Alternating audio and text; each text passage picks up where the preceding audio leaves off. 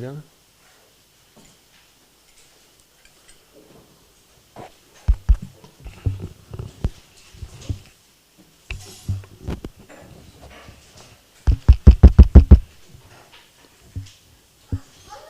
Jayo Radha Madhava Kunja Bihari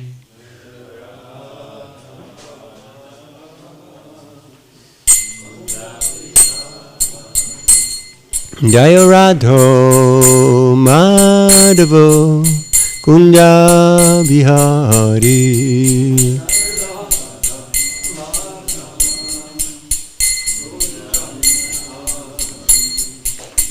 Gopidana Vallabha Girivardhari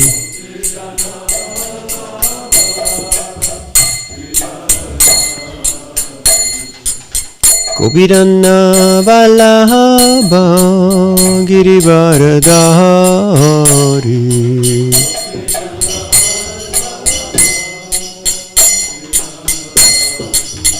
Yashodanandana Vradana Ranjana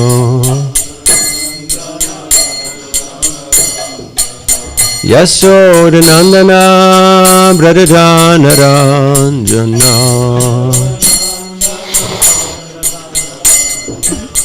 Yamuna Tira Banachari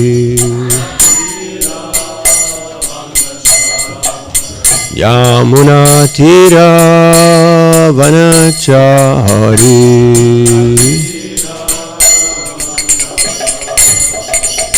Jayo Radhamadavo Kunja Bihari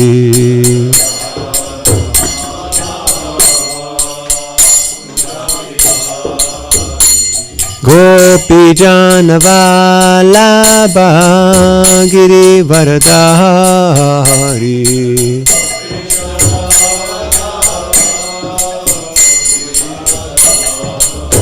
Yashodanandana Vradana Ranjana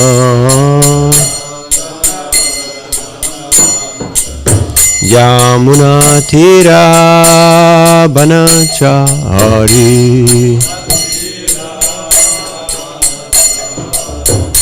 Jayo Radhamadavo Kunja Bihari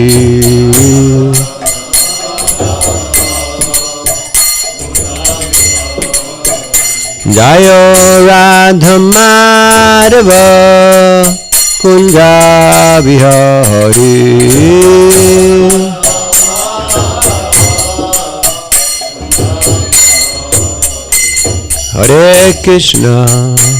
Hare Krishna, Krishna Krishna, Hare Hare, Hare Rama, Hare Rama, Rama Rama, Hare Hare.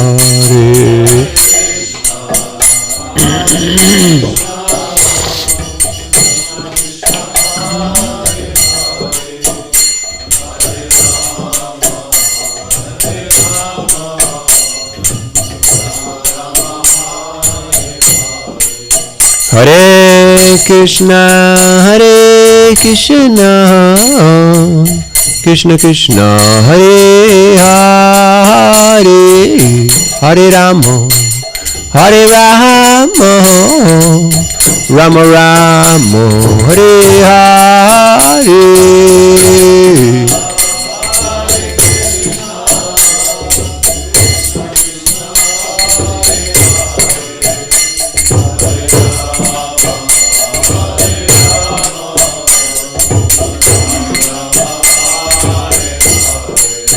Hare Krishna,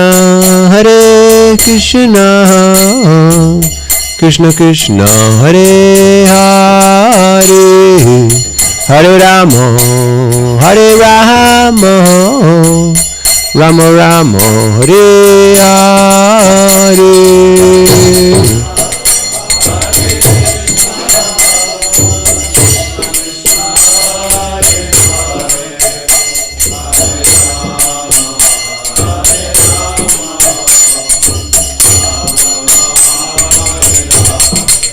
Jayo Prabhupada, Prabhupada, Prabhupada, Jaya Prabhupada.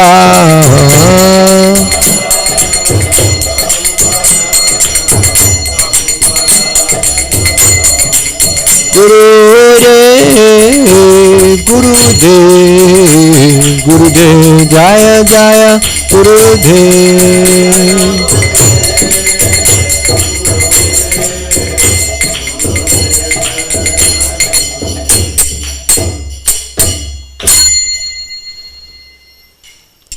Jai Vishnupad Paramangsa Parivraj Kacharya Sutara Satasi Srimati Ganika Swami Divine Grace A.C. Bhaktivinoda Swami Srila Prabhupada Ki Grantaraj Śrīmad-Bhāgavatam Ki Nitai Gaur Premanandi.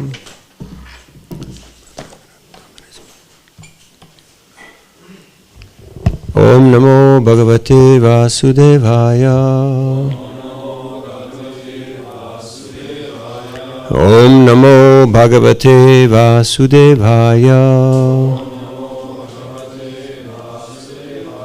Om Namo Bhagavate Vasudevaya.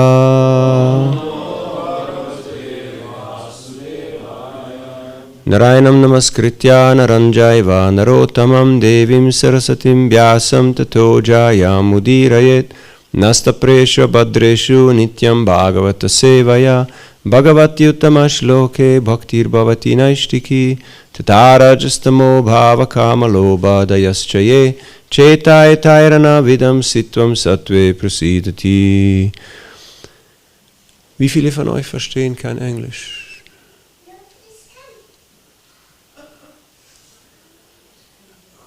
Who doesn't understand German? Okay, it's tied. Kann jemand für Sie auf Deutsch übersetzen? Reading from Śrīmad-Bhāgavatam, 4th Canto, 6th Chapter, texts 31 through 33. And on the board we have Tasmin 33. Okay, so I'm going to read the first two verses and then we'll chant this one. Vaidurya krita sopana vapya utpalamalini praptam kim purushair drishtva ta'arad dadrishurvatam. They also saw that the bathing ghats and their staircases were made of Vaidurya money. This is the demigods reaching Lord Shiva's abode. They also saw that the bathing ghats and their staircases were made of Vaidurya money. The water was full of lotus flowers. Passing by such lakes, the demigods reached a place where there was a great banyan tree. 32. Sayojana shatoshadha padona vitapayataha paryakrita chalachchayo nirnidas tapavarjitaha.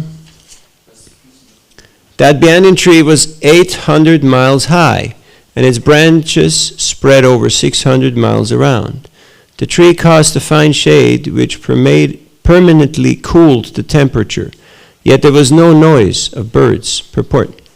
Generally in every tree there are bird nests, and the birds congregate in the evening and create noise. But it appears that this banyan tree was devoid of nests, and therefore it was calm, quiet, and peaceful. There was no disturbances from noise or heat, and therefore this place was just suitable for meditation. 33. Tasmin mahayogamaye Tasmin mahayogamaye Mumukshu sharane suraha Mumukshu sharane suraha Dadrishu shivamasinam Dadrishu shivamasinam Tyaktat marsham ivantakam Tyakta marsham ivantakam.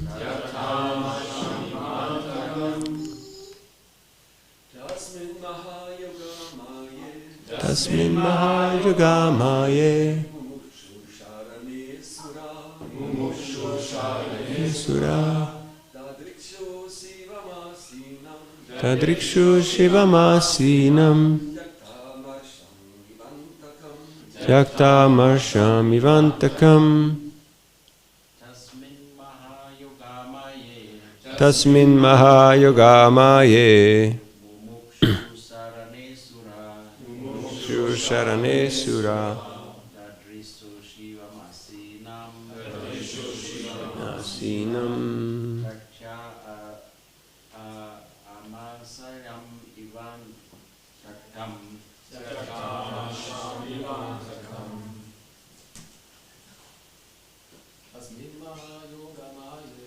Tasmin Mahayogamaye Kshu Sharane Suraha Asinam Takpamarsham Ivantakam. Ladies? Tasmin Mahayogamaye Mukshu Sharane Suraha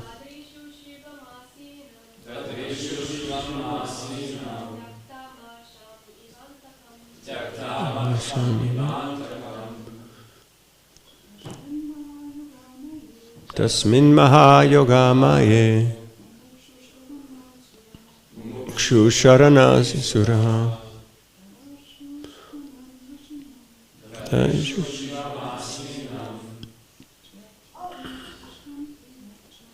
Tyakta Marsham Ivantakam. Tasmin, under that tree. Mahayogamaye, having many sages engaged in meditation on the Supreme. Mumukshu, of those who desire liberation. Sharane, the shelter. Suraha, the demigods. Dadrishuhu, saw. Shivam, Lord Shiva. Asinam, seated. Tyakta amarsham, having given up anger. Iva, as. Antakam, eternal time. Translation and purport by His Divine Grace A.C. Bhaktivinoda Swami, Srila Prabhupada Ki Jai. The demigods saw Lord Shiva sitting under that tree, which was competent to give perfection to mystic yogis and deliver all people. As grave as time eternal, he appeared to have given up all anger. Purport. In this verse, the word Mahayogamaye is very significant. Yoga means meditation on the Supreme Personality of Godhead. And Mahayoga means those who engage in the devotional service of Vishnu. Meditation means remembering, smaranam. There are 9 different kinds of devotional service, of which smaranam is one process. The yogi remembers the form of Vishnu within his heart. Thus, there were many devotees engaged in meditation on Lord Vishnu under the big banyan tree. The Sanskrit word Maha is derived from the affix Mahat. This affix is used when there is a great number or quantity. So Mahayoga indicates that there were many great yogis and devotees meditating on the form of Lord Vishnu. Generally, such meditators are desirous of liberation from material bondage, and they are promoted to the spiritual world, to one of the Vaikunthas. Liberation means freedom from material bondage or nescience. In the material world, we are suffering life after life because of our bodily identification. And liberation is freedom from that miserable condition of life. Om Ajnanatimirandasya Giranjana Shalakaya Chakshurun Militam Jena Tasmai Sri Gurave Namaha Shri Chaitanya Manobhishtam Stapitam Yena Bhutale Swayam Rupa Gadamayam Dadhati Swapadantikam Jaya Sri Krishna Chaitanya Prabhu Nityananda Shri Advaita Gadadhar Shivasari Gaur Bhakta Vrinda Hare Krishna Krishna Krishna Hare Hare Hare Rama Rama Rama Hare Hare Mukam karoti vachalam pangum langaite girim yat kripadamaham vande Sri Guru Dinataranam Paramanandam Aravam Sri Chaitanyeshwaram Vanchakalpatarubhyascha Kripasindubhyevacha Patitanam Pavanebhyo Vaishnavebhyo Namo Namaha.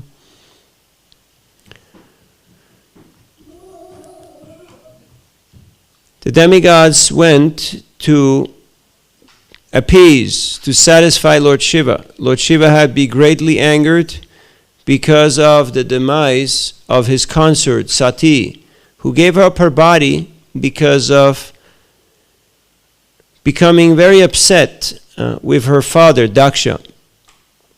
Later on, Lord Shiva destroyed the sacrificial arena. The sacrificial arena was destroyed by Lord Shiva's followers, but Lord Shiva and his associates, through his associates, he devastated that arena, and Virabhadra, with his chopper, he chopped off the head of Lord Daksha. So everything was destroyed, and yet Lord Shiva, he had not taken personally part in this. At the same time, he was certainly greatly aggrieved. He had created that very terrible demon. Yet now, when the demigods come to Mahadev's abode, they see this amazing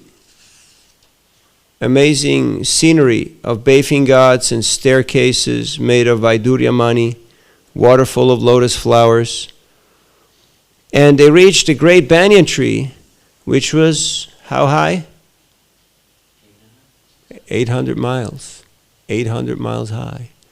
And how far did the branches spread out? 600 miles. Now I know your German mind is going, what? How is that possible? Just because we haven't seen it here in Bavaria doesn't mean it does not exist. I was just in the Caribbean, and I saw a crab that was this big. Now, if you would see a crab this big here in Bavaria, you would think, whoa, what's going on? They're doing some seriously bad juju over there at the factory. But there, my host, he was saying, harmless, just friendly little fellow, just, doing its thing. And it's funny, they run sideways, They don't run front, they run sideways. So just because I haven't seen it doesn't mean it doesn't exist. Because that's usually the psychology of the mind. I haven't experienced it, so how can I be? Yet, what am I capable of experiencing? I'm very limited in my perception. It's like two cockroaches in the basement of a skyscraper trying to figure out what's going on, because their sense of perception is very limited.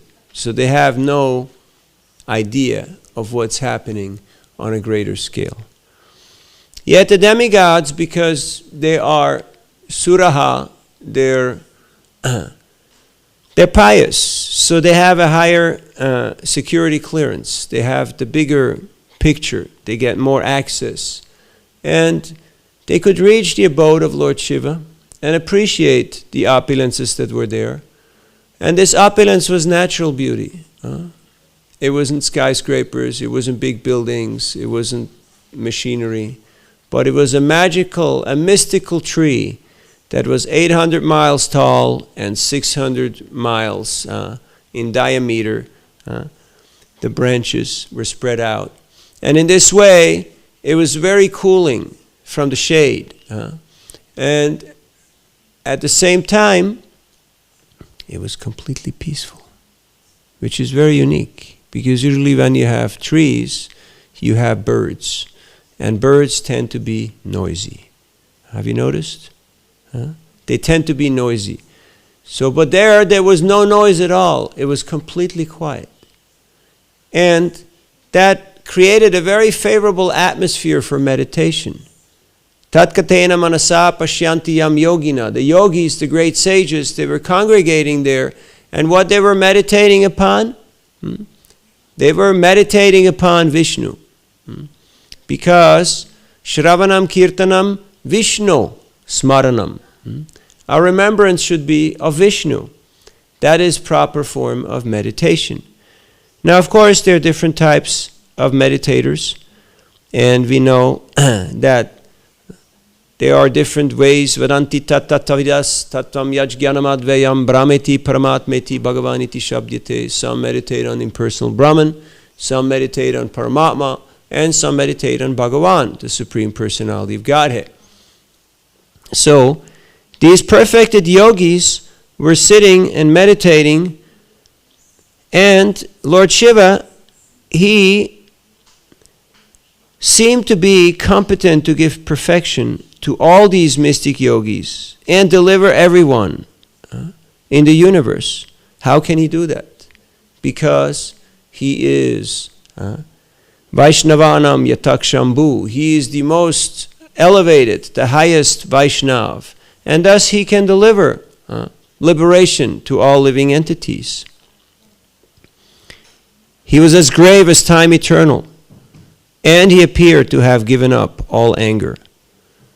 Lord Shiva is known as Ashutosh. He's very easily satisfied and he's very easily angered. Yet he can manifest that anger or withdraw it in a moment. When we get angry, how long does it take you to cool down? Depends on what the issue was, right? But usually more than a moment. Usually it hangs around. It's there, and it pollutes our consciousness. You remember last time you were really angry, you were really worked up about something. It took a while to overcome it. But because Lord Shiva, he's always meditating on the Supreme Personality of Godhead, therefore, he's always in that transcendental state, that state of a full absorption in the Supreme Lord. Now here Prabhupada, in the purport, he comments that the word Maha comes from Mahat, and this is used when there's a greater number or quantity. So, Mahayoga means that there were many great yogis and devotees sitting there and meditating on Vishnu. And that meditation is meant to achieve the lotus feet of Vishnu, which is Vaikuntha, which is the abode without Kunta. What is Kunta? Anxiety. Have you ever felt anxiety? Or have you ever not felt anxiety? Like I know now some of you might be in anxiety. How long is this guy going to go on speaking? Because I'm hungry and I need to go do things. So I was told that there will be Sankirtan Katha, that he will tell nice stories, and now he's telling philosophy. So there might be anxiety because our expectations and the reality may not always match. Have you been in a situation where your expectation and the reality did not always match? I was in Asunción, Paraguay, visiting my Vartma Pradarshika Guru, the one who had shown me his Bhagavad Gita in our boarding school. He didn't give it to me, he said it's mine, but you can look at it. I wanted to have that book. It worked. So, and we were invited to the University of Asunción to give a lecture. Now, when you go to a university to give a lecture, you want to say a few wise things because there's some educated people there. So we got there and we brought prasadam, we brought books, we brought instruments, we were fully armed to our teeth. Yet we could not find that venue that was being described. So for 40 minutes we were looking for the venue and we were looking for the organizer, and we could find neither. After 40 minutes, one lady showed up and said, Today, no lecture, no program. Today is a festival. And in the center square of the university, they had a whole bunch of tables. And this wasn't like what we call a university. Das war a trade school, eine Gewerbeschule. They were studying bright topics like forestry and fishery and, animal husbandry and, agriculture and all those things. So they were showing different products that they had made. Some table was about honey, something was about lemons, some things was about avocados, all different kind of agricultural products. And she said, you can just put your things there on a table and talk to people and do what you do and everything will be fine. And my mind was saying, I don't like this, Why not? Because I came here to give a lecture to a bunch of educated people. And here I have a few strong-looking boys, and a few pretty girls, and they're just eating and talking and doing what young boys and young girls do. So, but then, this was just a course of events. There was nothing I could do to reverse it. So I decided, okay, let's go along with it. We can always split. Initially, I got annoyed and I just walked away and I started distributing books, I just started stopping cars and talking to people randomly, and I said, I don't care even if they kick us out, this is not happening here. Meanwhile, the devotees sat up on a table and they put the books and they put prasadam, and we had vegetarian burgers and we had lemonade, and they started chanting Hare Krishna. So after a while, some people showed up and paid interest. Then we announced that there is free food, vegetarian food, and a lot of more people showed up. And then after a while, they started looking at the books and discussing, and a lot of books went out.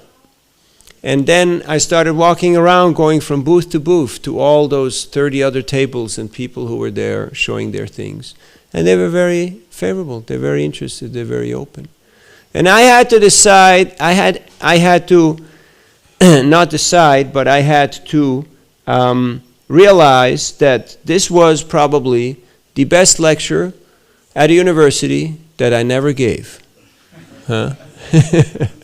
Sometimes we have a plan, and Krishna also has a plan. Let's see who wins. What do you think? Who's going to win? I have a hunch. So,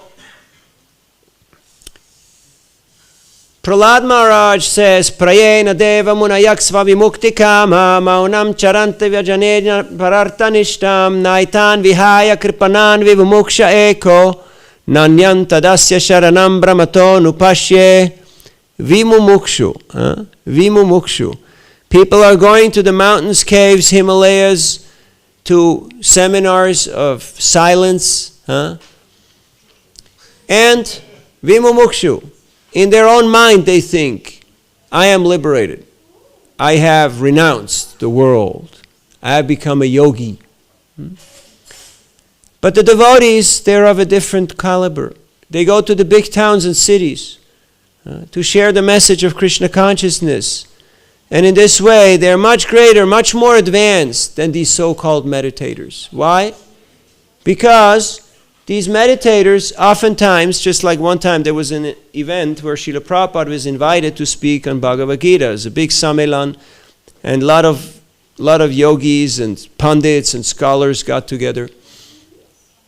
And then, as it is usual in India, things tend to start late. How late? It depends. Sometimes very late. And the speakers were going over time. There's a big panel of speakers, and everybody who had the mic was hugging the mic very tightly with all their force and not letting go of that mic. And the ones who came later on in the line, they started realizing time is running out. We're not going to get a chance to speak. So they got very angry. Some of them got up. They started walking over. They started trying to grab the mic. There was a big mosh pit. There was a big fight over the microphone. And, of course, the devotees thought this was very funny. Meanwhile, thinking people, discerning people, they just walked out. They thought, this is not very spiritual. This is not. This is more Kurukshetra than Bhagavad Gita Sammelan. So, if we want to spread this message of Krishna consciousness, we have to understand Krishna's plan. We have to become part of Krishna's plan. We cannot impose our plan on the world. Lord Shiva had been greatly angered. At the same time, he was willing and happy to go along with Krishna's plan, because he understands that the Lord has a plan, and he's not only all-powerful, but he's also all-merciful. Thus, even though the plan may seem at the moment as very unpleasant. Have you ever noticed how a plan of the Lord can be very unpleasant? And all your ideas, all your status quo, everything gets just completely challenged. So, and because he is surrendered to the Lord's plan, that's what makes him the greatest of all the demigods. Because the demigods oftentimes are not so much surrendered to the Lord's plan. They have some vested interest. They have some personal agenda. And that's why, time and time again, periodically, they get themselves into deep trouble. So when we go out and we want to share the message of the Lord, we have to be in sync. We have to be in harmony with Krishna's plan.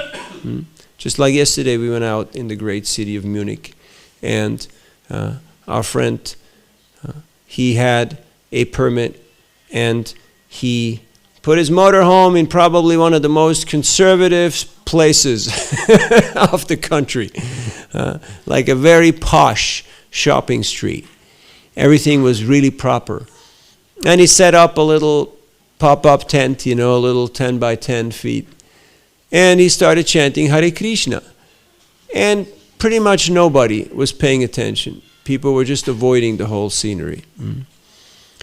Yet, and my mind was saying, this is the wrong place, this is the wrong audience, this is not going to work. But I had no choice, because I already made a decision that I'm not going to get involved in management in the great country of Germany. Why? Because there's already enough people who have taken that role. So I don't have to compete with them for that role. So I should just do what I'm supposed to be doing. And what is that? That is share the message of Krishna consciousness. So I started walking around in a little bigger circles and going into different side streets. And I met a lot of very interested people, and a lot of books went out. Yet whenever I walked by the little setting that was there, I felt like maybe the wrong place, maybe not such a great location. Maybe better to go to a park, maybe better to go to a university where there's more younger people who are a little more open in their mindset. Not people who are like really scared to be seen close to it. Now, of course, from a different point of view, you could say the holy name, Shuddhama Papa Vidam, is purifying everybody. So it was for their great fortune that Paramatma Prabhu set up shop there and chanted Hare Krishna with so much gusto, with so much taste and devotion. So people certainly got affected. When I saw that devotees started dancing and chanting with a little more exuberance, some people actually started to pay attention. Have you noticed? When you just have one person who's there chanting by themselves, usually people just think, okay, this is not relevant for me. But when they see, especially some ladies dancing and chanting, then they say, okay, let's look at this for a while. Let's look at this for a while. Okay, we know it's Bavaria, and we're cool, and we're already like very educated, and we figured it all out. But let's look at this for a moment, right? And then they see a kid, dancing, and they go like, hey, these are normal people. These are normal people. And all of a sudden they appreciate, and something indelibly changes in their heart. They gain some affinity, they gain some appreciation. And that will help them to actually take to Krishna consciousness at some point in their life. I was in Rishikesh because we used to take Kirtan and Bhakti Sibhushan parties up there. And I met a young man, I mean youngish, kind of middle-aged, and he said, when I wanted to show him the Bhagavad Gita, he said, "Oh, I'm already a sannyasi of the Shivananda school," and commenting on his great achievement, he told me that it took me 20 years to give up sex life. And then he walked into the restaurant to have his meal. So, you may have spent 20 years to give up sex life, but you haven't given up your false ego. You haven't given up your ahankar, which basically means you have not given up sex life. Because it is not just a physical affair. There is puja, labha, pratishta, jai, shishi, pranisingdeva ki jai. And oftentimes, these people who are vimumukshu, they're liberated in their own minds. What happens to them? They drown. Where do they drown? In the Atlantic Ocean? In the Indian Ocean? In the Pacific Ocean? No. They drown in small puddles of anger. They get upset. They get annoyed. They get angry about very minor things. That's why they're small puddles of anger. Whereas devotees, they are very tolerant. Titikshava karunika, surida sarvadehinam, ajata satrava santa, sadhava sadhubhushanaha. They are not easily disturbed. Why? Because they're very deep, like the ocean. They're full of compassion and mercy. And thus, they become very dear to the Lord. Sadhunam hridayam mayam, sadhunam hridayam tvaham, maranyatena jananti, naham teham. What's the last one? Naham tebyo manag api. Great sages from have spoken. Yes. So Krishna says that these kind of devotees who are very merciful and very deep, they're in my heart, and I'm in their heart. And thus, there is a communion, there is a union, an interest, there's a unity of purpose between the devotee and the Lord. That doesn't mean that the devotee becomes the Lord, it means that he becomes one with the desire of the Lord. And that means being enthusiastic. Now here it gets interesting. Don't fall asleep. This is the important point. That if you want to have impact on people, you have to be enthusiastic. You have to be connected with the Lord's purpose. Just like Vasudeva Datta, who said that he wants to take on the karma of the entire universe in order to liberate everyone, and he's ready to stay back and suffer everyone else's lot. When Lord Chaitanya heard that, he started to cry, and he was so touched by Vasudeva Datta's compassion, and he declared that I'm Vasudeva's property. I belong to him. He has purchased me by his great compassion. So, Srila Prabhupada, he is always absorbed in the mood of Prahlad Maharaj, always absorbed in the mood of Vasudeva Datta, and thus he traveled tirelessly spreading the Krishna consciousness movement and empowering others and turning them into instruments of his compassion. Just like here we can see that Lord Shiva executed his desire through his associates. In a similar way, the Acharya, they execute their desire through their associates. Krishna Varnam Tusha Krishnam Sangopangasya Parshadam Yagyai Sankirtana Prayairya Jantihi Sumeda Saha. So, the Parshadas, or the associates of the Lord, they execute the desire of the Lord. If we want to be known as a follower of Srila Prabhupada, then we should make plans. How can we execute Srila Prabhupada's desire? How can we execute his mood and mission, his purpose? Srila Prabhupada said, I have one disease, I can never think small, I can only think big. And he he did that by going to the places that were the most passionate, America and Europe. And with the help of your Americans and Europeans, he spread Krishna consciousness all over the globe in less than 10 years. In less than 10 years. And now we're at a very interesting, at a very crucial phase of the Hare Krishna movement. Because those who were trained directly by Srila Prabhupada are rapidly leaving this world. And the question is, what's the future? How is things going to manifest? How are things going to go on? That is the question.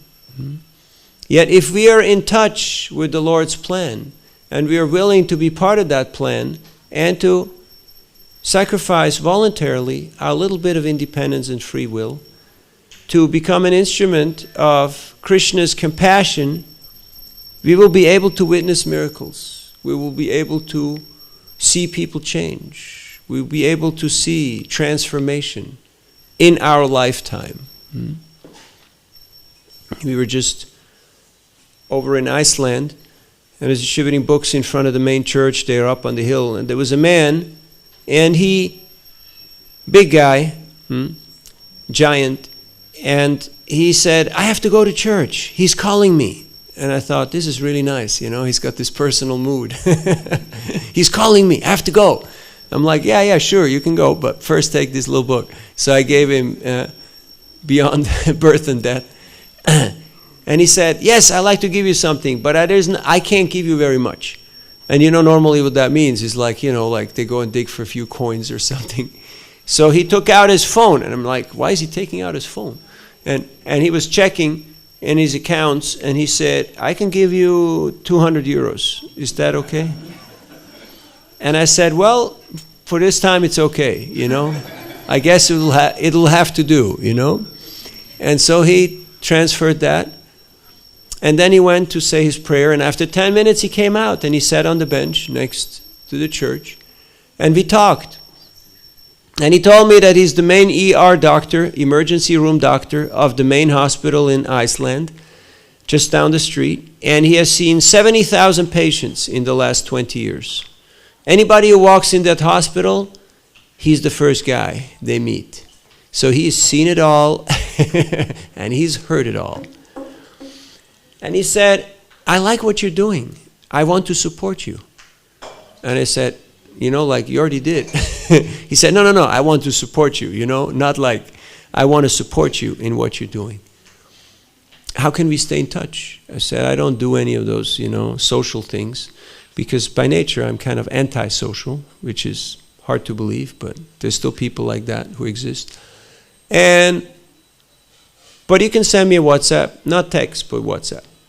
So in the evening he texted me and he said, I need to meet you again. I like your work. I read the first page. I really like it. He said, it says you're not this body, you're the soul. I couldn't agree more with that.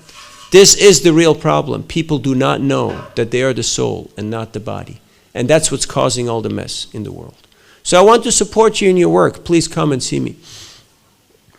So I went over with Gaur Bhagavan, my old friend, to see him. And we had a really nice chat. And then he handed me 100,000 Icelandic, which is about $700 or euros. Then later on we stayed in touch, and he told me that, something very tragic happened for me. He said that, he told me his whole life story. No need to get into too much detail. But he told me that the priest who was his guide at the church, he left the church 3 months ago. And for him it was devastating, because that was his counsel, his personal connection, the person who would listen to him and counsel him. And he said, my priest, he walked out. And I was going to God to pray. He needs to send me somebody else. So can you take that role? Can you do that for me? I said, I know how you feel. I've been there.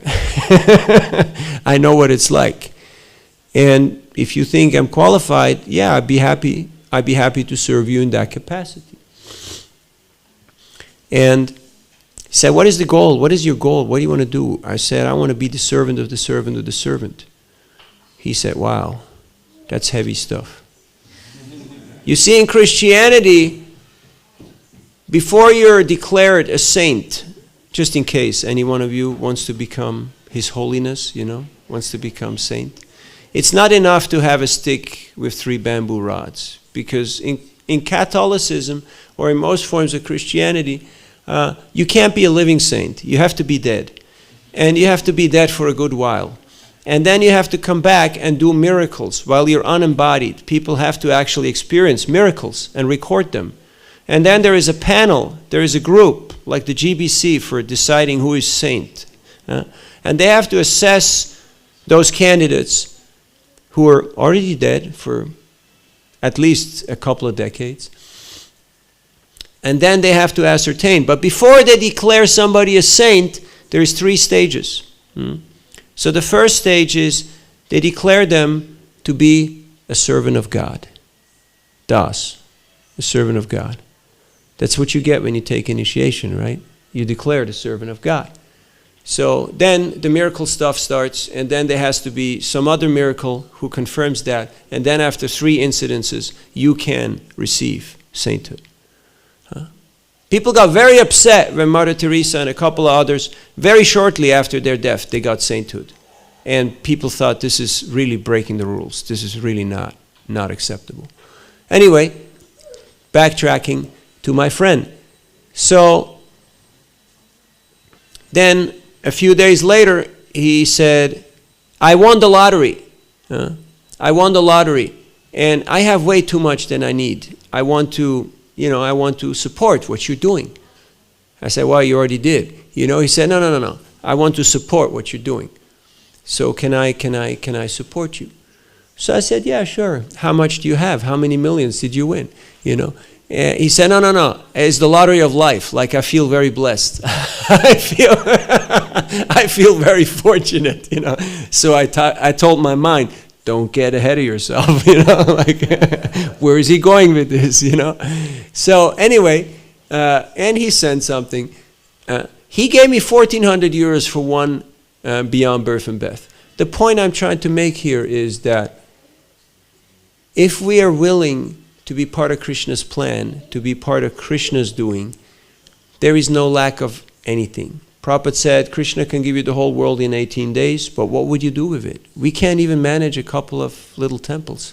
We have a hard time just maintaining what we have. We're just doing a little tour here in the great country, and in some places it's like, wow, and in other places it's like, wow, and in other places it's like, whoa, get me out of here, I guess we'll stay for prasadam, but, so, yes, it's all part of Krishna's plan. And Krishna is showing us that if you don't appreciate Vishnu, mode of goodness, you don't appreciate maintenance, you're going to lose pretty much everything that you thought was yours. So these are some reflections on today's verses. Shiva is one of the Mahajans. Swayambur Nararak Shambhu Kumara Kapilamanu Pralada Janaka Bhishmo Balirvaya Sakirvayam. So we should absorb ourselves in the mood of Lord Shiva. And that doesn't mean that we start creating demons and that we, No, it means that because in Kali Yuga, Lord Chaitanya's mood is kill them with love. That is his mood. That is the mood of Lord Nityananda. Because Nityananda said, if you start killing people, you got to kill everybody. Because it's just bad bunch, It's just a bad batch. You just got to scrap it and start again. So, but he said, if you deliver these two, Jagai Madai, then people will notice. They will notice that, wow, this Chaitanya is really something. He has forgiven the most degraded, the most sinful. And that means, as a preacher, sometimes you have to take a few hits. Sometimes you have to take a bullet. Sometimes you have to take some hardship for the sake of helping, of benefiting living entities. There's that beautiful verse in the first canto of Śrīmad-Bhāgavatam. Who knows it by heart? That the devotees are so kind and merciful that even though they are being insulted, they're being attacked, they're being injured, they're being killed, they will not retaliate. But they are so much tolerant and patient and wanting to benefit the public that they're ready to take on that hardship. And that's why they always reside in the heart of the Lord and they capture the attention of the Lord. So these are some reflections. We got some time for comments, questions, discussion. Yes and yes. Thank you, Prabhu, for the inspiring lecture. You mentioned at some point that we need to be enthusiastic to, give Krishna consciousness over. And then you said after being enthusiastic is being part of the Lord's plan. So first question is, how do you see these 2 points are related? Like, could you explain it in a practical point? How it's not a mechanical affair. Being enthusiastic, entheos, it means being divinely inspired or divinely possessed. So they're not two separate things. Being enthusiastic means being part of the Lord. In Upadeshamrita, the nectar of instruction, Utsaha nishchaya dharya tat karma pravartanat sangotyaga satovrite shadbir bhaktir prasidati. Srila Prabhupada has that one sentence that I'm sure you all remember because you're brahmacharis and you have photographic memory, right? How many times have you read Upadeshamrita? What's Prabhupada's definition of enthusiasm? Yes, Akila Prabhu. Enthusiasm means to be active. Yes, it means to endeavor. Active for whom? Active for Krishna. Yes, Srila Prabhupada says enthusiasm means to endeavor with intelligence in Krishna consciousness. Okay? That's what enthusiasm means. Sometimes we think enthusiasm means, oh yeah, he's very enthusiastic. He's just, like jumping around and making a lot of noise and screaming and yelling. No. Enthusiasm means to endeavor with intelligence in Krishna consciousness. And that also means to know your audience. Who am I addressing? Who am I talking to? It's a very important thing. Because before being Krishna conscious, we have to be conscious. We have to be conscious of our surrounding. This is cosmic sensitivity training. We're becoming more aware. And then Krishna can empower us. Okay?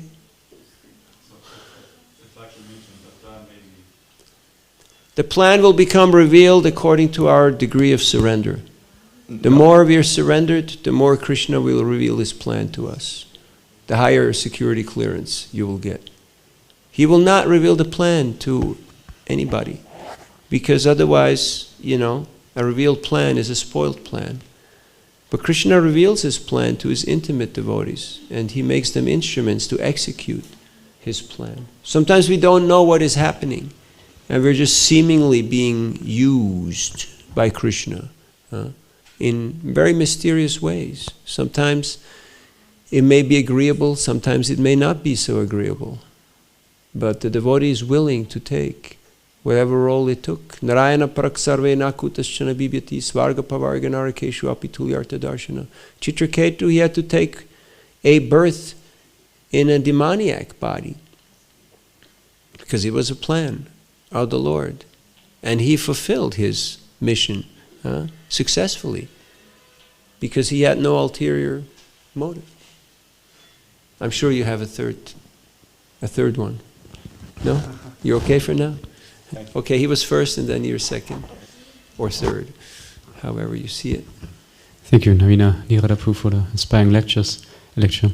Would like to ask on book distribution, what are the signs of passion and ignorance, and how to give Srila Prabhupada's books in goodness? Well, what are the signs of passion and ignorance? Passion, the sign of passion is that there is intense endeavor and great attachment to result. That is the sign of passion. I'm very active, I'm working very hard, and I have a very, very high need to be recognized, to be validated, to be glorified. My name has to be on the thing. Otherwise, I'm not going to do this thing. Because unless my name is on the thing, I'm not going to do this thing. And ignorance means we're just confused and intoxicated by our own ego. And we can't really figure out what's going on. So we don't really get much done. In a mode of ignorance, not much gets done. So we have to avoid those two modes. Otherwise, it's not really possible to serve Krishna so well in passion and in ignorance. Creates a lot of adverse situations.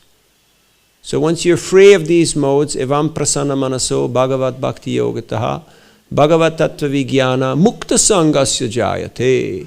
All of a sudden you feel liberated. Feel liberated from the modes. Have you had experiences like that? I remember we were together at Kumbh Mela. There was 134 million people.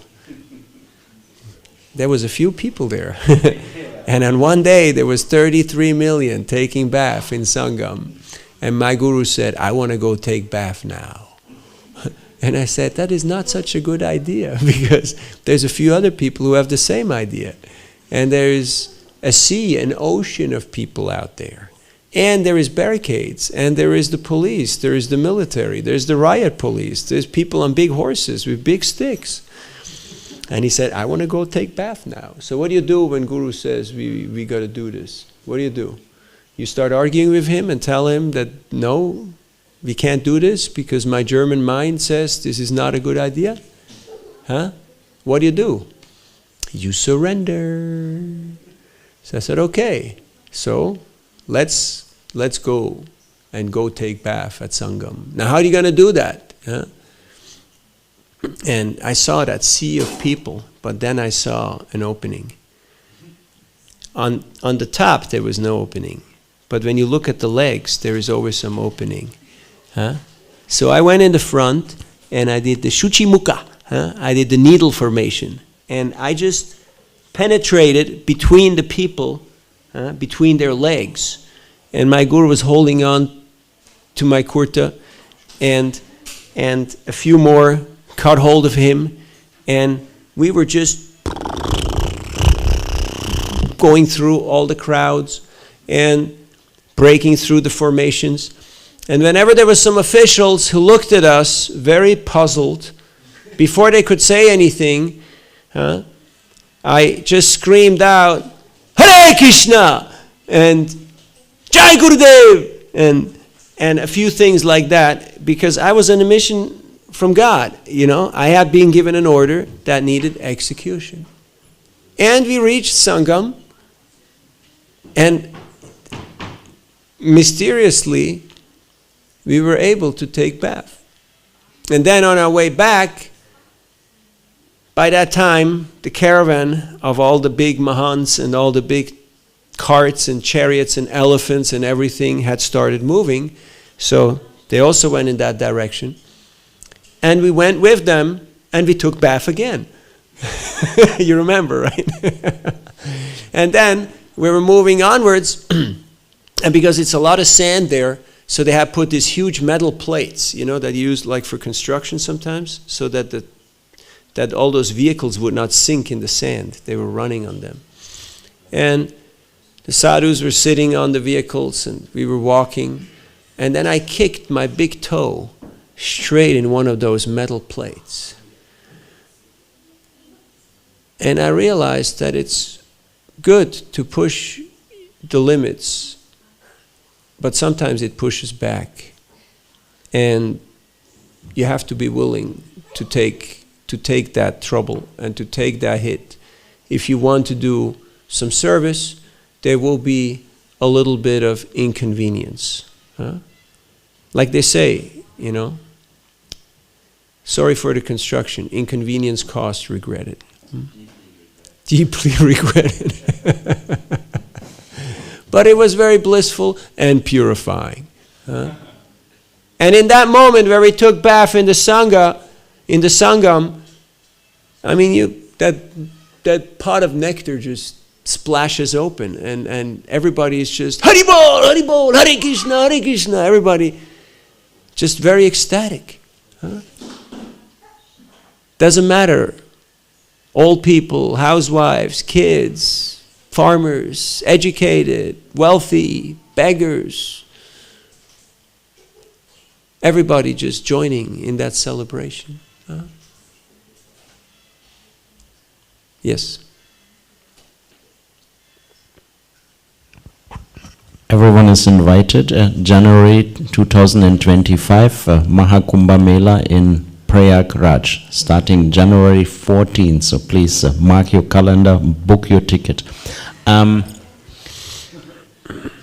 other day I was in Croatia, and a couple of friends joined me. There was 4 of us. And there's another friend of mine which is part of the group, and there's another friend of theirs and mine which is kind of part of the group. One of them, we're all having Shaligram Shilas, one of them has thousands of them, but it was obvious that somehow or another we all have some connection from South India. So to come to the question, you partially answered it when he asked the question, but really deeply in my heart, my question is how much we as devotees are actually under the influence of karma, our own, what brought us from South India to come to here, and then how much that is actually you feel, or I don't know what is your realization that it is actually Krishna's plan. There must be a relationship between the two. Absolutely. Thank you, Sanatan Prabhu, for sharing. The two are not mutually exclusive. Krishna is the perfect orchestrator. You know, like a conductor in an orchestra, he combines all the different instruments and things. It's not like that they're different entities, even though they play completely different instruments and do very different things. But it all becomes flow in motion. It all becomes something very beautiful. In a similar way, yes, to some extent, because we still identify with our externals, so there is still a certain amount of karmic baggage that we are carrying, even though we may have taken initiation, we have chanted the holy name. At the same time, the more I identify and I hold on to my upadhis, my designations, to that degree, I mean, I'm liberated, the soul is liberated, but this vehicle is not. It's still moving according to its karmic spreadsheet, so to speak. But that veil can be lifted according to our surrender, or according to our level of cooperation with the Lord's plan. And that's why it's so important that everyone who gets in touch with this Hare Krishna movement has the full Hare Krishna experience, which means that you just feel like you can practically do and say and go, and there is no obstruction because you're connected with Krishna's internal potency. And that means becoming part of Srimati Radharani's team, becoming part of Mahaprabhu's Sankirtan team, having that realization, that pratyaksha. It's not a theoretical thing that we can talk about it, but unless we actually taste it, it will be very abstract. It will be very difficult to gauge.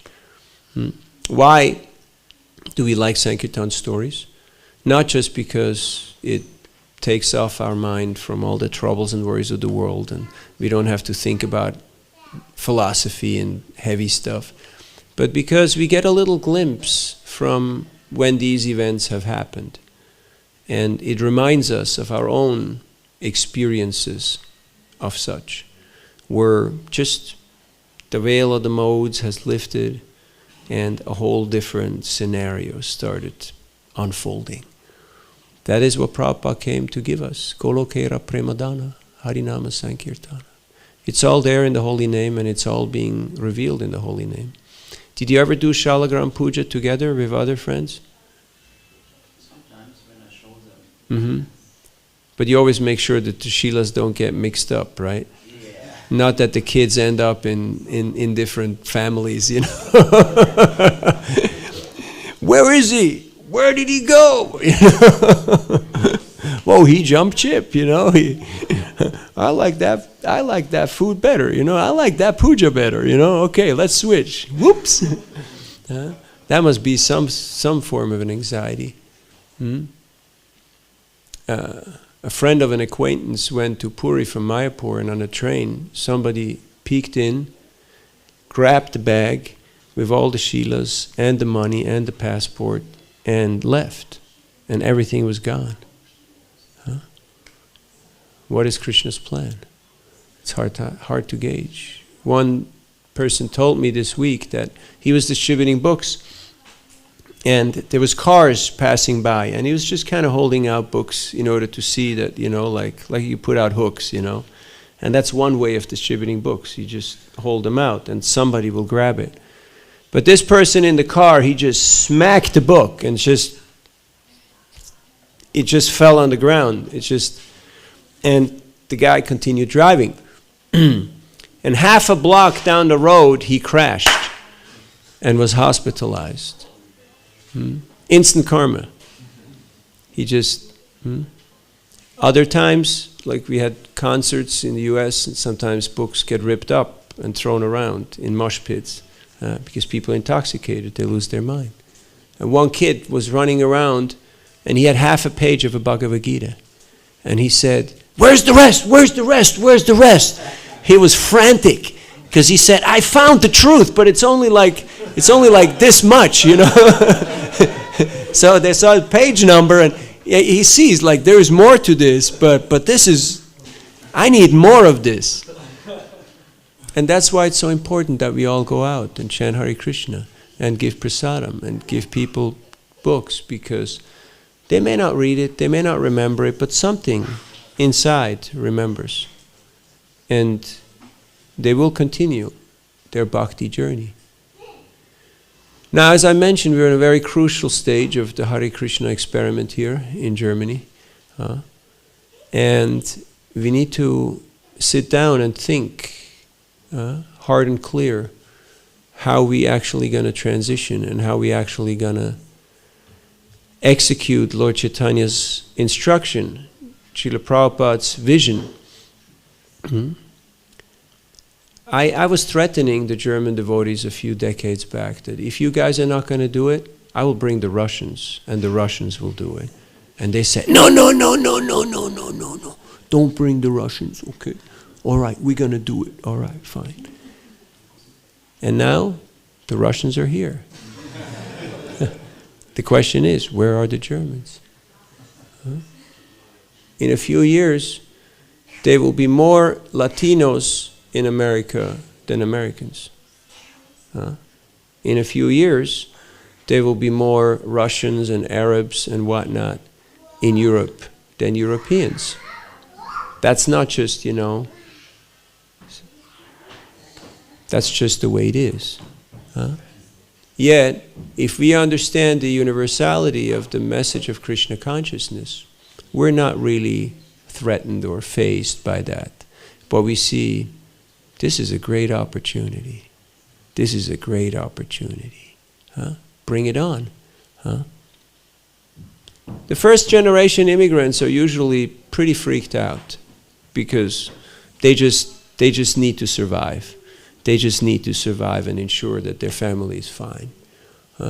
And they sacrifice and work really hard for that. Then usually their children who are growing up in that country, they look at their parents and they say, I'm not going to end up like that. I'm not going to do what my old man did. I'm going to do it different. And then they are checking out new things. They're trying out everything that you can try out. And believe it or not, Krishna consciousness is usually one of the things that they try out. And many, because they have some culture background and sometimes piety and some, virtue, they will feel that this resonates with me. And they become attracted. So it's hard to figure out Krishna's plan and why he's doing what he's doing and why he's doing it to me. That is the hardest part, because it's not always enjoyable. Yesterday we were just about 7 kilometers in front of Landshut, and there was construction, so our 2 lanes were moved over to the other side of the highway. So then there was, very narrow. Our 2 lanes, their 2 lanes that were coming this way, and over here construction. And all of a sudden, traffic jam. Nothing moved in both directions. No cars were coming at us, no cars were moving. Accident on both sides. Nothing. Nobody can do nothing. It's just one big parking lot. It felt like LA traffic, One big parking lot. Nothing moves. What are you going to do? What are you going to do? Count your money? Call mom? Go online, see how long this is going to take? There's nothing you can do. Chant Hare Krishna, right?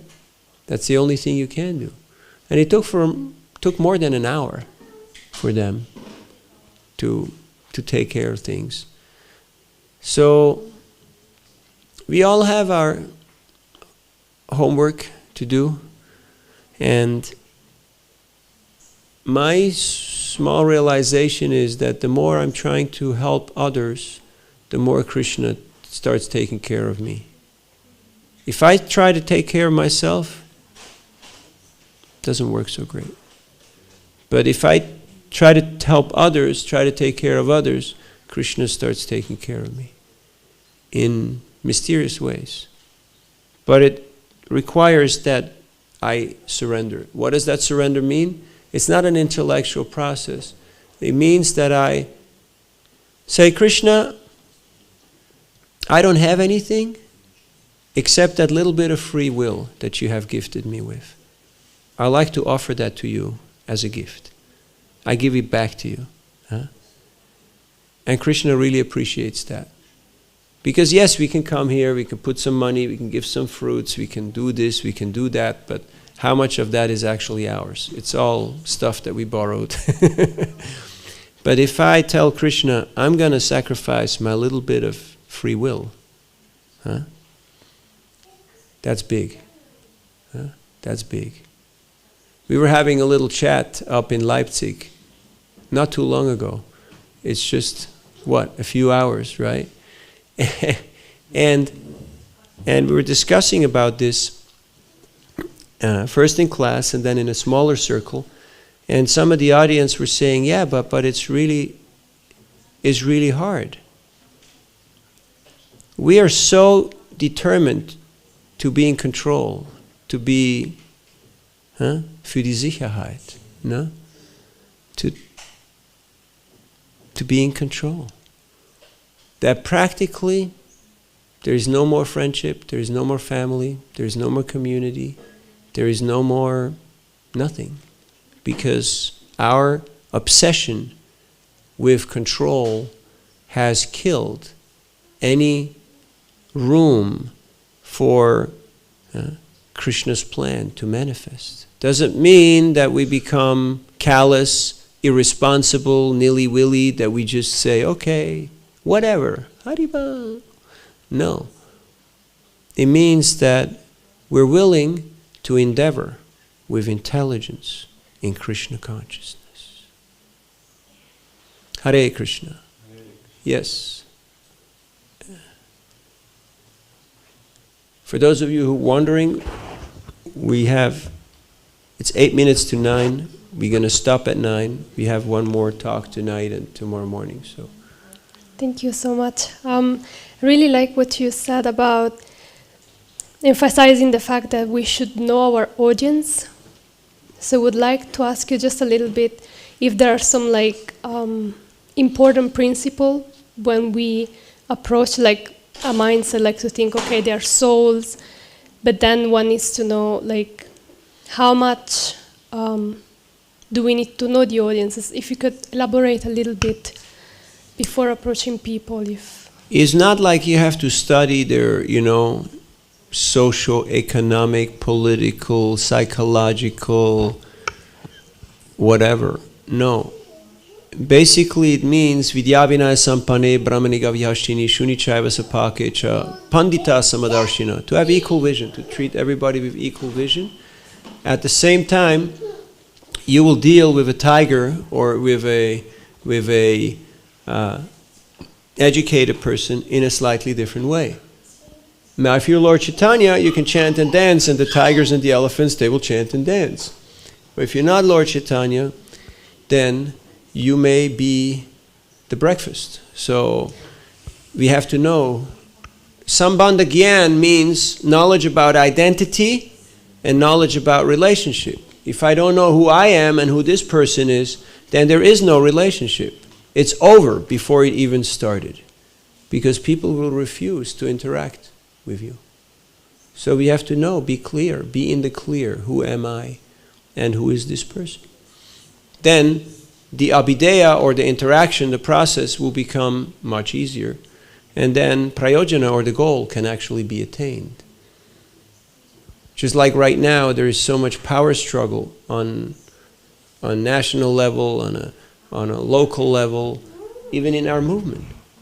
And that's why, as they say in California, we're not feeling the love.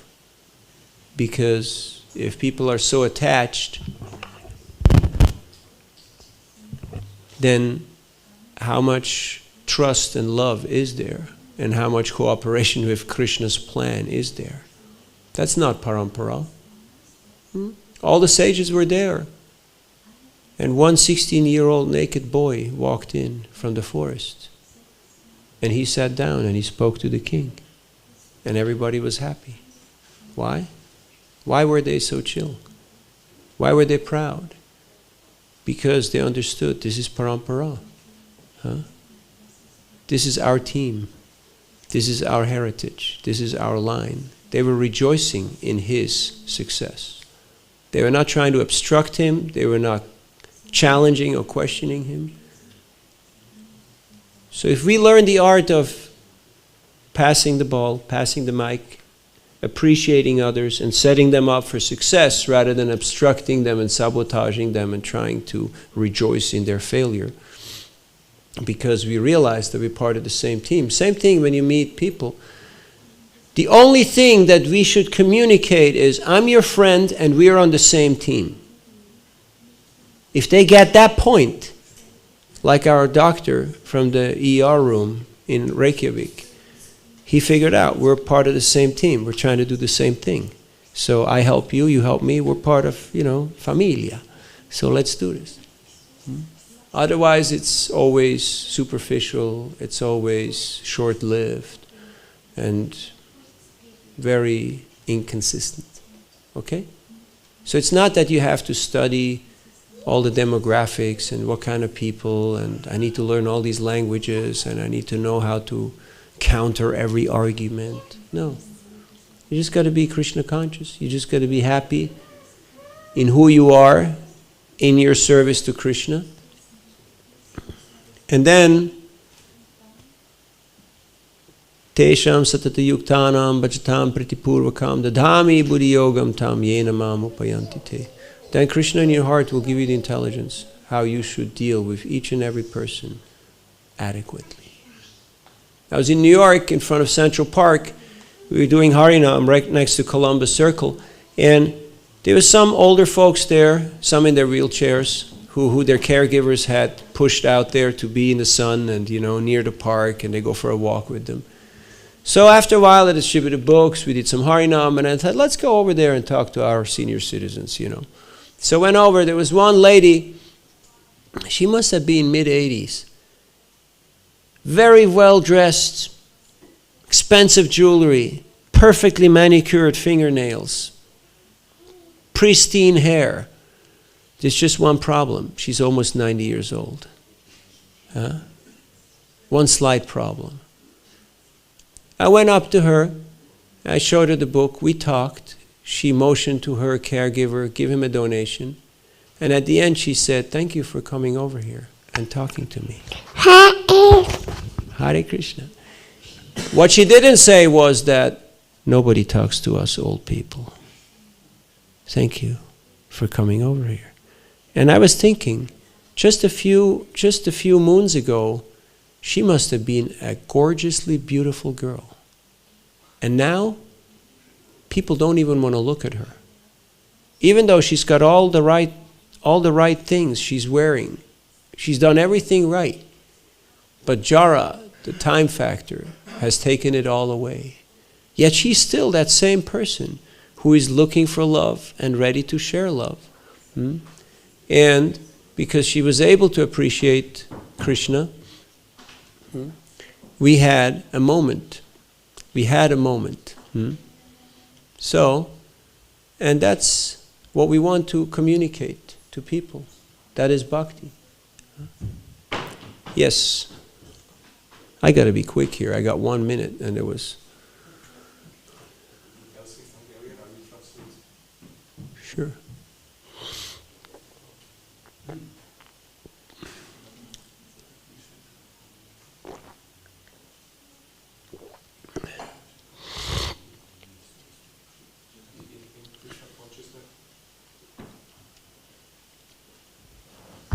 In Krishna consciousness, there are sometimes some explanations. They are a little bit mystical. You explained also now two such things, what I was recognizing. One of them was, I think, to be in harmony with Krishna, something. Or that we, how to say, surrender unto Krishna, also give us to Krishna. A long time I'm meditating on this or thinking on this. How can I translate these mystical explanations?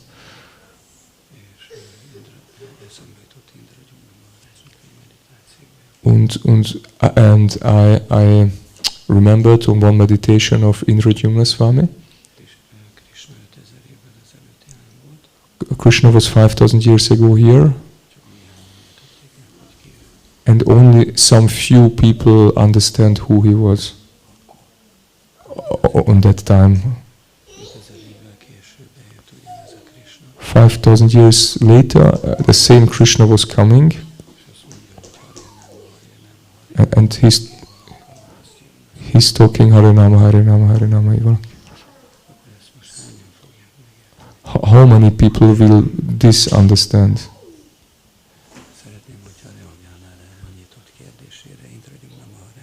I would like to have that you maybe react on this question of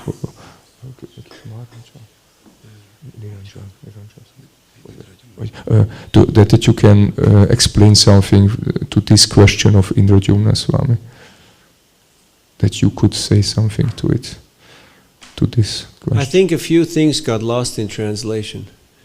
Maybe we should have a little bit of discussion. All I can say is, I'm not qualified to comment on His Holiness Indradyumna Maharaj's statements, but from what I understand is, yes, very few people understood Krishna to be the Supreme Personality Godhead. In a similar way, Lord Chaitanya was also misunderstood in Navadvip. And so, it is Krishna's prerogative to reveal himself or to stay aloof and to stay mysteriously hidden by his own potency, and then execute his will through his devotees and spread the glories of the holy name. Srila Prabhupada said Lord Chaitanya could have done it all himself, but he very kindly left us some service to do. Because he could have spread the holy name all throughout the universe. But he chose to just do it in certain parts of India and then leave the service for his followers. So the Lord is very kind, and He's not attached because He's God. You know, Aishwaryasya, Viryasya, Yashasya, and so on, Vairagya. Krishna is detached. He doesn't have to be the one whose name is on the I did it all. Huh? No. Krishna is happy to manifest his plan through his devotees. That's why he's God. Because he's supremely detached. We can talk more.